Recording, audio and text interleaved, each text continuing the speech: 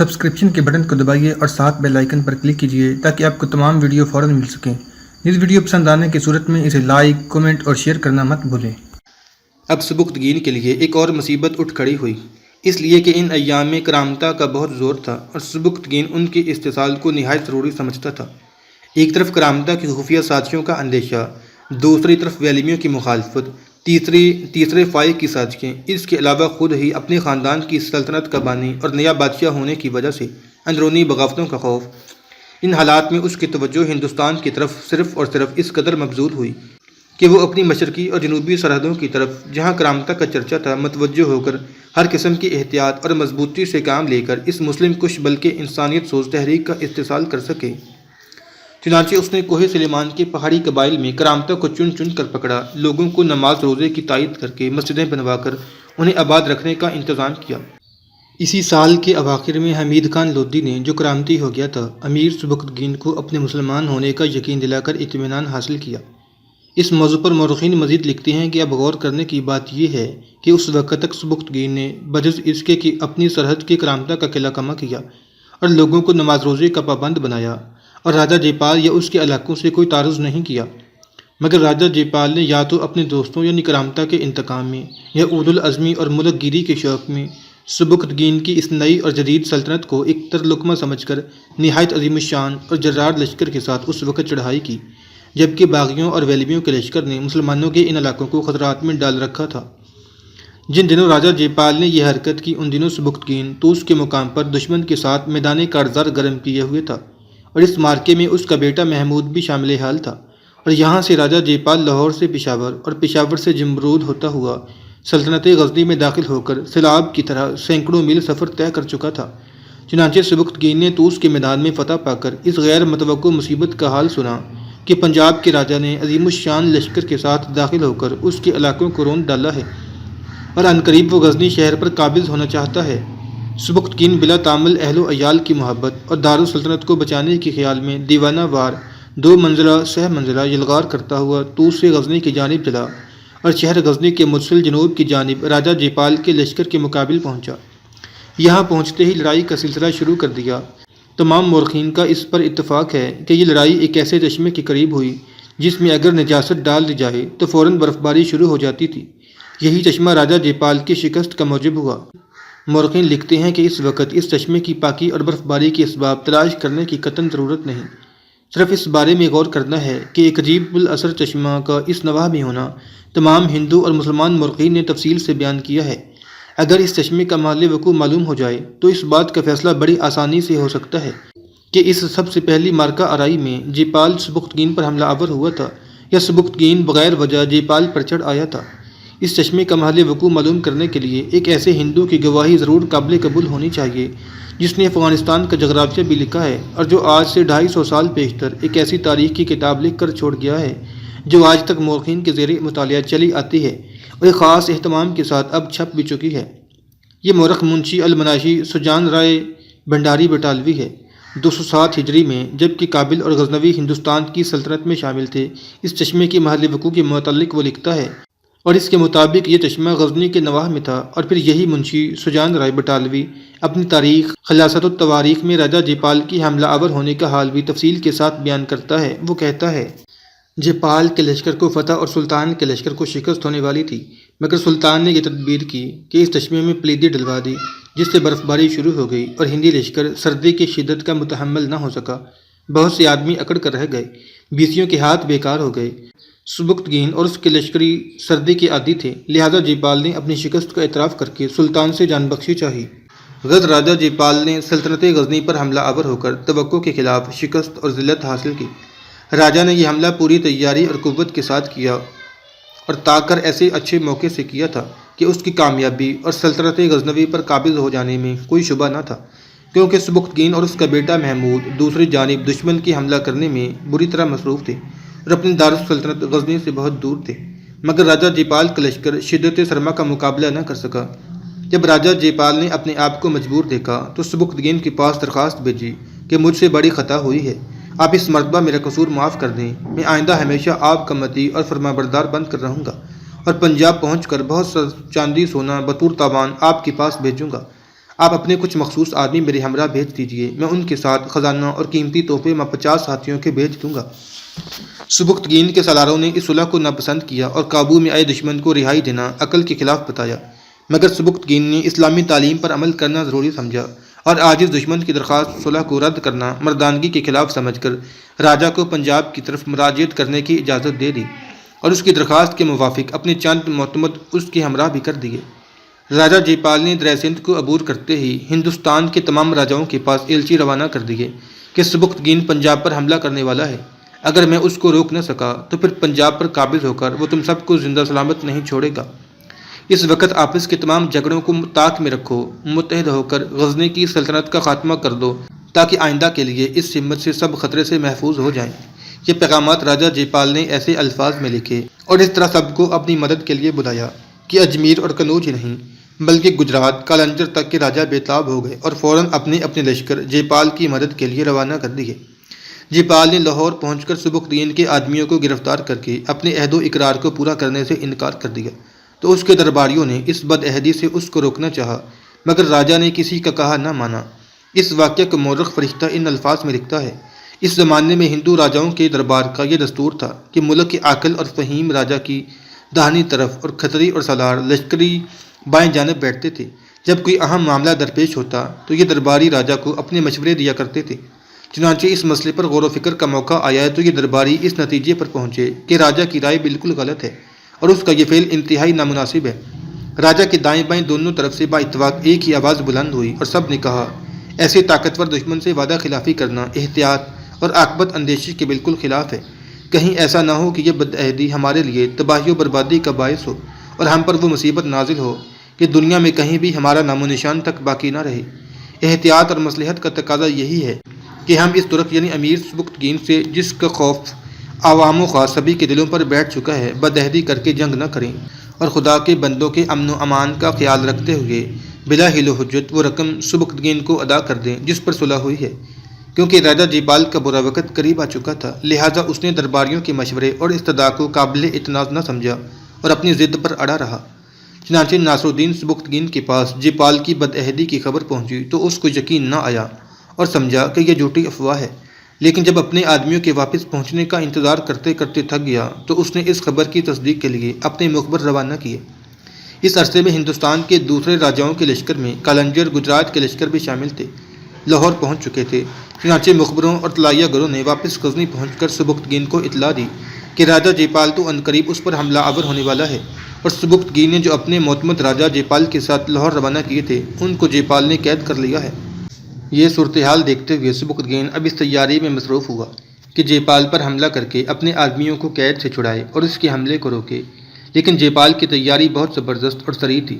سبکتگین ابھی غزنی میں ہی تھا کہ اس کے پاس خبر پہنچی کہ جے پال نے اس کے معتمدوں کو موت کی گھاٹ اتار دیا ہے اور دریا سندھ کو عبور کر لیا ہے، اور یہ کہ اس بار وہ بہت بڑا لشکر لے کر سبکتگین کے خلاف پیش قدمی کر رہا ہے اور اس کا خاتمہ کرنے کے در پہ ہے۔ یہ خبر سنتے ہی سبکتگین اپنے لشکر کے ساتھ غزنی سے چلا اور لمغان کے میدان میں دونوں کا مقابلہ ہوا۔ اس جگہ یہ امر تحقیق طلب ہے کہ لمغان کس مقام کا نام ہے اور کہاں واقع ہے۔ کوئی تو لمغان کو جلال آباد کے متصل بتاتا ہے تو کسی کا بیان ہے کہ لمغان وادی بامیان کا دوسرا نام ہے۔ کوئی کہتا ہے کہ حضرت نوح کے باپ کا نام ازلام تھا، ان کو المک بھی کہتے تھے، ان کا مزار بامیان میں ہے، وہاں کے آدمی کاف کو غین بولتے ہیں اس لیے المک کو المغ کہنے لگے، لہذا اس علاقے کو المغان کہنے لگے۔ کثرت استعمال سے لمغان رہ گیا۔ تزک بابری اور دوسری تاریخوں میں لمغان کی جمع لماغات استعمال ہوا ہے، جو اس بات کی دلیل ہے کہ یہ نام کئی منسلہ مقامات پر بولا جاتا ہے۔ لمغانات جس علاقے پر بولا گیا ہے وہ ایک وسیع علاقہ ہے جو جلال آباد، کابل اور غزنی کے درمیان پھیلا ہوا ہے۔ بعض مورخین نے درہ خورک سے متصل جلال آباد کا نام لمغان بتایا ہے۔ بہرحال اس لڑائی کا مقام جلال آباد کے جنوب اور غزنی کے شمال میں سمجھا ہے۔ یہ مقام بھی سلطنت غزنی کا وسطی مقام تھا۔ سبکتگین اب بھی اپنی سلطنت کے اندر حملہ آور دشمن کو روکنے اور مدافعت کرنے پر مجبور تھا۔ یہاں یہ بہت بڑی زیادتی ہے کہ اس دوسری لڑائی کو جو جے پال کا دوسرا حملہ تھا سبکتگین کا دوسرا حملہ بتایا جاتا ہے، اور بعض یورپی مورخین نے تو اس کو محمود غزنوی کا دوسرا حملہ بتانا شروع کر دیا۔ بطول بقول زینت تواریخ اس مرتبہ لمغان کے میدان میں راجا جے پال کی ہمراہ 3 لاکھ کا جرار لشکر اور بہت سے جنگی ہاتھی تھے، جبکہ اس کے مقابلے میں سبکتگین کے لشکر کی کل تعداد 60,000 سے زائد نہ تھی۔ سبکتگین جب سامنے پہنچا تو اس نے ایک اونچے ٹیلے پر چڑھ کر جیپال کے لشکر کا معائنہ کیا اور اس کی کثرت دیکھ کر گھبرایا۔ پھر اپنے دل کو قوی کر کے تصور کیا کہ کلنگوں کی کثرت سے شاہین کو اور کسوند کی کثرت سے کساب کو جس طرح خوف نہیں ہوا کرتا، اسی طرح مجھ کو بھی خوفزدہ نہیں ہونا چاہیے۔ آخر لڑائی ہوئی اور جیپال کو بدترین شکست ہوئی اور شکست کھا کر جیپال بھاگا۔ سبکتگین نے دریا سندھ کے کنارے تک راجہ جیپال کا تعاقب کیا اور ہندوستان کے لشکر کو دریا پار بھگا کر 10,000 لشکر کے ساتھ اپنے ایک سالار کو پشاور میں متعین کیا کہ ہمیشہ سرحد کی حفاظت کرتا رہے۔ اس لڑائی میں جیپال اس قدر سامان، زر و زیورات، سراسیمگی کی وجہ سے میدان میں چھوڑ آیا تھا کہ سبکتگین کے تمام مصارف جنگ پورے ہو گئے۔ ہندوستان کی متحدہ افواج کو ایسی شکست فاش ہوئی کہ پنجاب سے بہار، بنگال، گجرات اور دکن تک حیرت اور حسرت چھا گئی، اور تمام علاقوں میں برہمنوں اور بدھوں کے جو مباحثے اور مناظرے جاری تھے وہ سب یکلخت ملتوی ہو کر غزنی کی اس نئی ریاست کی قوت کو فنا کرنے کی تدبیریں سوچنے لگے۔ لمغان کی لڑائی کا تمام ہندوستان پر اس لیے زیادہ اثر پڑا کہ اس لڑائی میں ہندوستان کے قریباً ہر حصے اور ہر ریاست کے لشکری شامل تھے۔ اس شکست کو ہر ایک راجہ نے اپنی شکست تصور کیا اور ہزیمت خوردہ لشکریوں نے اپنے اپنے وطن پہنچ کر رودار جنگ سنائی، جس سے سبکتگین کی حیرت و انگیز قابلیت اور سپہ سالاری کا سکہ بیٹھ گیا۔ سبکتگین کا حق تھا کہ وہ راجہ جیپال کے ملک پر حملہ کرتا اور کم از کم اس کو اپنے وعدے کے ایفا پر مجبور کرتا جو وہ پہلی مرتبہ فرما برداری اور خراج گزاری کا کر کے آیا تھا، مگر اس نے اپنی اس فتح ہی کو غنیمت سمجھا اور اپنے معتمدوں کی مظلومانہ خون کا بدلہ جیپال کے لشکر کے ان مقتولوں کو تصور کر لیا جو لمغان کے میدان اور دوران فرار غزنوی تلواروں سے ہلاک ہوئے تھے۔ اس کے بعد سبکتگین کو فوراً شمال کی جانب سامانی لشکر کے سامانی سلطنت کے جھگڑے سلجھانے کے لیے جانا پڑا، اور ابھی اپنے دارالسلطنت غزنی نہیں آنے پایا تھا کہ بلح کے مسل 387 ہجری میں وہ فوت ہو گیا۔ سبکتگین ایک نیک دل حکمران تھا۔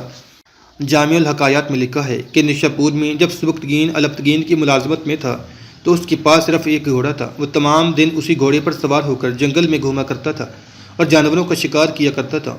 ایک دن اس نے دیکھا کہ ایک ہرنی ماں اپنے بچے کے جنگل میں چر رہی تھی۔ سبکتگین نے دیکھتے ہی گھوڑے کو دوڑایا اور ہرنی کے بچے کو پکڑ لیا۔ اس بچے کے ہاتھ پاؤں باندھ کر اس نے اسے اپنی زین کے ساتھ باندھا اور شہر کی جانب ہو لیا۔ ابھی وہ کچھ ہی دور گیا ہوگا کہ اس نے مڑ کر پیچھے دیکھا تو معلوم ہوا کہ وہ ہرنی پیچھے پیچھے آ رہی تھی اور اس کی صورت اور حرکات سے پریشانی اور غم کا اظہار ہوتا تھا۔ یہ عالم دیکھ کر سبکتگین کو اس بے زبان جانور پر بہت رحم آیا اور اس نے بچے کو چھوڑ دیا۔ ہرنی اپنے بچے کی رہائی سے بہت خوشی ہوئی، بچے کو ہمراہ لے کر جنگل کی طرف روانہ ہوئی اور تھوڑی دیر چل کر سبکتگین کی طرف مڑ کر دیکھ لیتی تھی جیسے اپنی خوشی کا اظہار کر رہی ہو۔ جس دن یہ واقعہ پیش آیا اسی رات سبکتگین نے خواب میں حضور پاک صلی اللہ علیہ وآلہ وسلم کو دیکھا۔ آپ صلی اللہ علیہ وسلم نے سبکتگین سے فرمایا، اے ناصر الدین، تو نے ایک بے زبان جانور پر رحم کیا ہے جو خداوند قدوس کی درگاہ میں بہت مقبول ہوا ہے، لہٰذا اس کے صلے میں تجھے چاہیے کہ یہی طریقہ اختیار کر اور کبھی رحم کو اپنے ہاتھ سے جانے نہ دے، کیونکہ یہی طریقہ دین دنیا کا سرمایہ ہے۔ اپنی موت سے چند روز پہلے سبکتگین نے شیخ ابو الفتح سے دوران گفتگو کہا، ہم انسان نازل شدہ مصائب کو دور کرنے کی تدابیر اور ابتلاؤں سے چھٹکارا حاصل کرنے کے طریقے سوچتے رہتے ہیں۔ یہ ایسی ہی بات ہے جیسے قصاب کسی بھیڑ کو اس کے بال کترنے کے لیے پہلی بار پٹکتا ہے اور اس کے پاؤں مضبوطی سے باندھ دیتا ہے، پھر اپنے اوپر ایک نئی اور عجیب و غریب مصیبت دیکھ کر زندگی سے مایوس ہو جاتی ہے اور مرنے کے لیے تیار ہو جاتی ہے۔ لیکن قصاب اپنے کام سے فارغ ہو کر اسے آزاد چھوڑ دیتا ہے، وہ خوشی سے اچھلنے لگتی ہے۔ دوسری مرتبہ قصاب پھر اسے پکڑتا ہے تو ایک شک و شبہ میں مبتلا ہو جاتی ہے۔ خوف اور امید دونوں کا اسے خیال رہتا ہے، لیکن وہ یہ بھی خیال کرتی ہے کہ اسے ذبح کر دیا جائے گا، اور ساتھ ہی یہ امید بھی ہوتی ہے کہ گزشتہ موقع کی طرح اس بار بھی اسے رہا کر دیا جائے گا۔ اور جب قصاب اس کے بال کتر کر اسے آزاد کر دیتا ہے تو وہ پھر خوش ہو جاتی ہے اور خوف کا احساس اس کے دل سے نکل جاتا ہے۔ تیسری مرتبہ جب قصاب اسے ذبح کرنے کے خیال سے زمین پر گراتا ہے تو اس کے دل میں کسی قسم کا خوف نہیں ہوتا، اور وہ یہ خیال کرتی ہے کہ پہلی بار کی طرح اس بار بھی تھوڑی سی دیر کے لیے اس کی آزادی سلب کی گئی ہے اور کچھ لمحوں کے بعد وہ پہلے کی طرح آزاد ہو جائے گی۔ وہ بے خبری اور بے خوفی کے عالم میں رہتی ہے اور اسی عالم میں اس کے گلے پر چھری پھیر دی جاتی ہے اور وہ دنیا سے گزر جاتی ہے۔ ہم انسان بھی چونکہ ہمیشہ طرح طرح کی مصیبتوں اور نت نئے امراض میں آئے دن مبتلا ہوتے رہتے ہیں، اس لیے ہر مصیبت اور ہر مرض میں سے اس رہائی کا خیال کر کے مطمئن ہو جاتے ہیں، یہاں تک کہ آخری وقت موت کا پیغام لے کر آتا ہے اور اسی غفلت کے عالم میں ہمارے گلے میں موت کا پھندا ڈال کر ہمیں اس دنیا سے لے جاتا ہے۔ بہرحال امیر ناصر الدین سبکتگین کا انتقال ہوا تو اس کا چھوٹا بیٹا امیر اسماعیل، جو البتکین کی بیٹی کے بطن سے پیدا ہوا تھا، اس کے ہمراہ موجود تھا، اور بڑا بیٹا محمود نیشاپور میں تھا۔ ہمراہی سرداروں نے اسماعیل کو بلخ میں لے جا کر تخت نشین کیا۔ محمود نے نیشاپور سے بھائی کو لکھا، میں بڑا ہوں، تم چھوٹے ہو، مناسب یہ ہے کہ تخت مجھ کو ملے اور تم میری اطاعت کرو تاکہ ملک میں فتنہ برپا نہ ہو سکے۔ تم ناتجربہ کار ہو، امور سلطنت کا بار تم سے نہ اٹھ سکے گا۔ میں تمہارے لیے رعایت روا رکھتا ہوں کہ تم کو بلخ اور خراسان کا مستقل حاکم بنا دوں گا، لیکن دارالسلطنت غزنی اور بقیہ تمام علاقے میرے تصرف میں ہوں گے۔ اسماعیل بن سبکتگین نے اس مناسب تجویز اور ملک کی تقسیم کو نامنظور کیا اور لڑائی پر آمادہ ہو گیا۔ آخر لڑائی ہوئی اور اسماعیل گرفتار ہو کر محمود کے سامنے پیش کیا گیا۔ محمود نے اس کو عزت اور آرام کے ساتھ نظر بند کر کے ایک قلعے میں رکھا اور خود باپ کے ملک کا مالک ہوا۔ محمود اور اسماعیل کے تنازع میں 6 مہینے سے زیادہ مدت صرف ہوئی۔ اسماعیل کی طرف سے مطمئن ہو کر اور سلطنت غزنی کا فرمانروا بننے کے بعد اگر محمود کو جے پال سے لڑنے کا شوق ہوتا تو سب سے پہلے دریا سندھ کو عبور کر کے پنجاب پر حملہ آور ہوتا، لیکن اس کو 3 سال تک جے پال کا خیال بھی نہ آیا، جب تک جے پال خود ہی اس کے ملک پر حملہ آور نہ ہوا۔ جے پال جہاں سلطنت غزنی پر حملہ آور ہونے کی تیاریوں میں مصروف تھا، وہاں محمود نے تخت نشین ہوتے ہی بخارا کے سامانی سلطان منصور سے اس امر کی شکایت کی کہ بلخ اور خراسان کی امیر امرائی میرا حق ہے۔ آپ نے خراسان میں اپنی طرف سے ایک شخص بکوزن نامی کو امیر امرا مقرر کیا۔ اس کا جواب منصور سامانی کی طرف سے محمود کی حسب منشا نہ آیا تو محمود نے لشکر فراہم کر کے خراسان کو بزور شمشیر اپنے قبضے میں لانا چاہا۔ بکوزن نے محمود کے مقابلے کی ہمت اپنے اندر نہ دے کر منصور سامانی کو لکھا۔ منصور سامانی خود بخارا سے لشکر لے کر خراسان کی حفاظت اور محمود کے مقابلے کو روانہ ہوا۔ محمود اس خوف سے کہ لوگ مجھ کو نمک حرام کہیں گے، منصور سامانی کے مقابل نہ ہوا اور نیشاپور میں قیام کر لیا۔ بکوزن نے یہ کرنکی کی کہ منصور سامانی کو، جو اس کی امداد کے لیے آیا تھا، موقع پا کر قتل کر دیا اور اس کی جگہ ایک ناتجربہ کار نوعمر لڑکے عبد الملک کو تخت نشین کر کے خود بخارا کی سلطنت کا مدار المہام بن گیا۔ محمود نے یہ خبر سن کر حملہ کیا۔ بکوزن شکست کھا کر بھاگا۔ دوسرے سردار عبد الملک کو لے کر بخارا چلے گئے۔ وہاں ترکستان کے بادشاہ ایلے خان نے بخارا پر حملہ کر کے عبد الملک سامانی کو قتل کیا اور اس طرح سامانی خاندان کا خاتمہ ہو گیا۔ محمود نے خراسان پر قابض ہو کر ہرات، بلخ وغیرہ کا انتظام کیا۔ ان تمام ہنگاموں میں 3 سال کا عرصہ لگ گیا۔ 390 ہجری میں محمود ہرات سے سیستان کی جانب آیا، جہاں صفاری خاندان کا آخری بادشاہ خلف بن احمد، جو یعقوب بن لیث صفار کا نواسہ تھا، فرما روائی کر رہا تھا۔ خلف بن احمد کے قبضے میں سیستان اور مکران کے صوبے تھے۔ اس نے اپنے بیٹے کو، جو اس کے لشکر کا سپہ سالار اور رعایا میں حردل عزیز تھا، بغاوت کے شبہ میں نہایت ظالمانہ طور پر قتل کیا تھا۔ لہذا سیستان کی رعایا نے محمود غزنوی کے پاس خلف بن احمد کے مظالم کی شکایت کی اور اس کے کرامتی ہو جانے کا حال لے کر درخواست کی کہ آپ اس ملک پر چڑھائی کریں۔ محمود نے سیستان پہنچ کر خلف کو محصور کر لیا۔ اس نے اپنے آپ کو محمود کے حوالے کر دیا اور رحم کی درخواست کرتے ہوئے محمود کو سلطان کہہ کر مخاطب کیا۔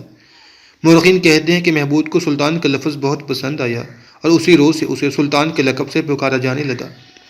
خلف چونکہ کرامتی ہو چکا تھا، لہٰذا اس کو اپنی ہمراہ غزنی لا کر نظر بند کر دیا۔